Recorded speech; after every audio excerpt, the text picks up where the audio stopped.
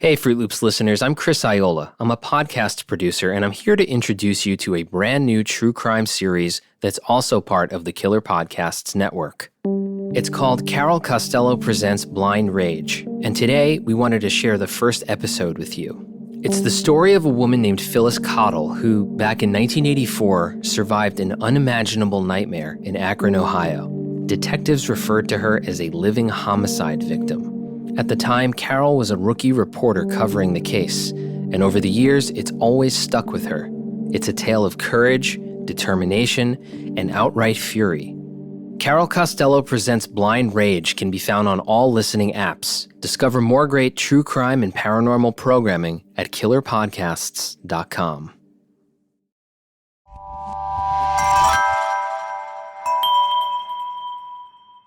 A warning before I begin. This is a story that includes sexual violence. It is not suitable for children to hear. If you have suffered trauma, please listen with care.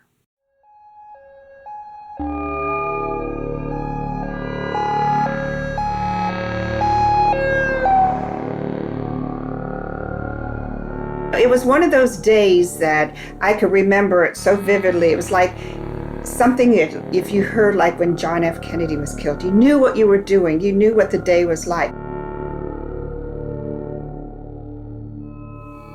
I remember that day too. It was March 20th, 1984. That was the day Northeast Ohio and the nation first heard about the bravest woman in the world who suffered a crime so brutal it forced people to ask themselves if they could have survived, or if they would have wanted to.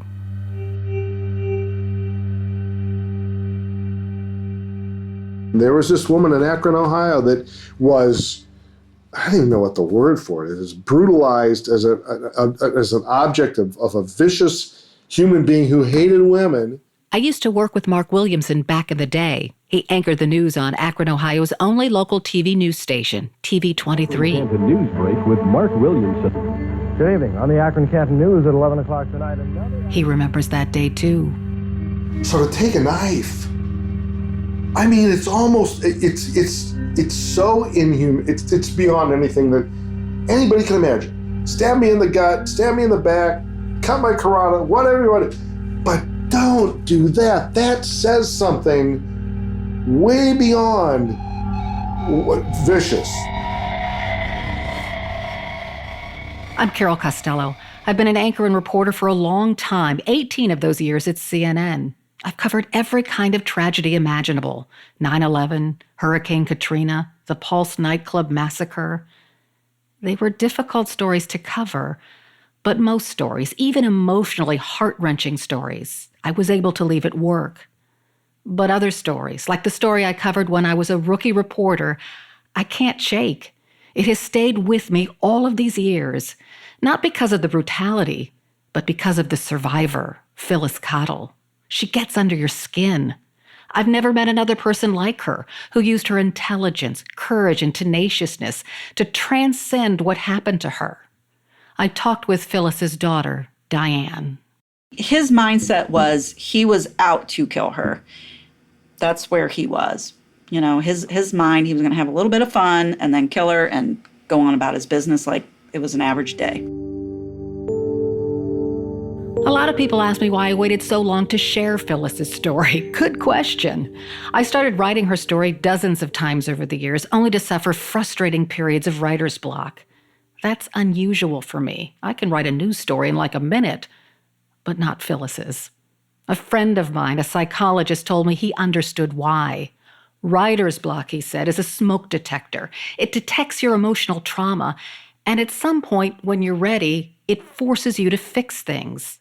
Maybe he's right, but I'm not ready to bare my soul. This is Phyllis's story, not mine. I do know that fixing things would thrill Phyllis, who told me years ago. When something happens with somebody, you have choices.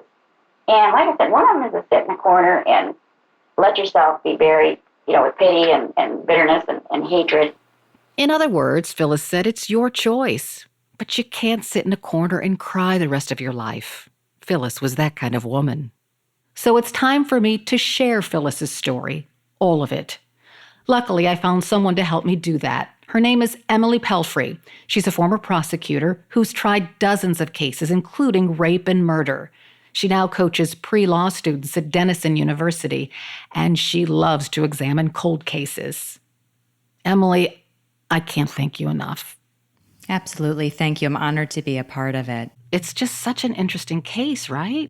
It's a very interesting case. And I think what makes it very interesting is the environment, what was going on with women's rights at the time, and just how quickly the case came to fruition.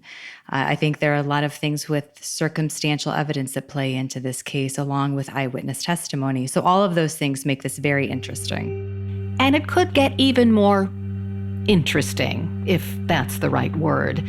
The man convicted of the crimes against Phyllis has never admitted guilt, which of course doesn't mean he's innocent. He was convicted by a jury of his peers. His sentence, 290 years. After he was convicted, though, he bombarded Phyllis with angry letters. Here's Diane. Did he ever admit to doing it? No. He was writing letters to my mom saying that, he had the wrong guy and she's all wrong. Basically, and then the letters kind of turned to a more nasty nature, saying that she was going to burn in hell because, she got him in prison and he's innocent and blah, blah, blah, blah, blah. And I finally told her, I said, you know what? Don't even open them. Just throw them in the trash. But this man, Samuel Herring, never stopped trying to get out of prison, and he's still trying. And it's possible he may succeed. There's a push today to release prisoners, even violent prisoners who've been incarcerated for decades. Herring is in his 60s now. Experts say he's unlikely to hurt anyone else. But there's another reason Herring may get his freedom. I'll tell you about that later. It's just too insane for me to talk about now. What I can tell you is that Phyllis's family is angry about it. They've worked for decades to keep this man in prison for the rest of his life. They've collected thousands of letters from the community, urging the parole board to deny and keep on denying Herring's parole. In 2019, the last time Herring was up for parole, a full 37 years after his conviction, the number of letters was so overwhelming, the parole board finally asked Phyllis's family to please stop it with the letters. We get it. Drew was one of Phyllis's granddaughters. Because he has a vengeance. He is angry. That's clear. I mean, he's still being violent. She has me. She has a daughter. I have 2 kids. Our family members have kids and daughters. And you don't know what somebody like that is. I mean, you know what they're capable of. But at what point are they going to stop? Is he going to stop with just her? Is he going to keep coming? That's why we make it such a point to get everyone that we know to write letters, emails, phone calls, all of it. The effort to keep this man, this monster behind bars, is even more urgent now that Phyllis has passed away. Samantha, another grandchild, promised on her grandmother's deathbed to make sure Herring stays in prison for the rest of his life. No matter what, I'm going to be this guy's worst nightmare. I'm going to be there, and I'm going to fight. No matter what I got to do, I'm going to keep her wish alive. And I'm going to honor that wish. So here's what we're going to do.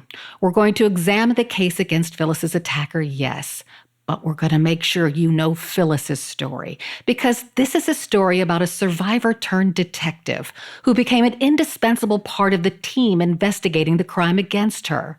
And in the process, Phyllis became a hero for every woman who yearned to be heard, to be taken seriously, to not only survive, but thrive.